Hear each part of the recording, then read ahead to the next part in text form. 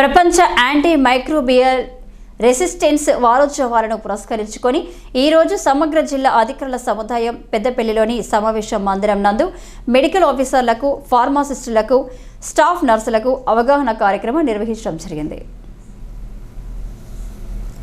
Doctor G అన్నప్రసన్న కుమారి, జిల్లా వైద్య ఆరోగ్య శాఖ అధికారి పెద్దపల్లి తెలియజేశారు. ఈ సందర్భంగా వారు మాట్లాడుతూ యాంటీ మైక్రోబియల్ రెసిస్టెన్స్ ఏఎంఆర్ అనగా సూక్ష్మజీవులు, బ్యాక్టీరియా, వైరస్లు, ఫంగస్, పరాన్నజీవులు ఇన్ఫెక్షన్లను నయం చేయడానికి ఉపయోగించే మందులకు నిరోధకతను పెంచుకోవడాన్ని యాంటీ మైక్రోబియల్ రెసిస్టెన్స్ ఏఎంఆర్ అంటారు అని అన్నారు.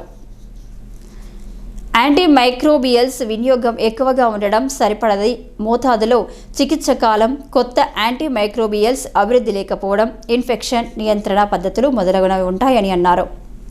ఈ సమస్య నివారణకు సరైన యాంటీ మైక్రోబియల్ను వాడడం, టీకాల కార్యక్రమం, ఇన్ఫెక్షన్లను నివారించే కార్యక్రమం, స్టీవార్డ్ షీఫ్ ప్రోగ్రాంలు, యాంటీ మైక్రోబియల్ పైన రీసెర్చ్ మరియు అభివృద్ధి కార్యక్రమాలు జరుగుతున్నాయని అన్నారు.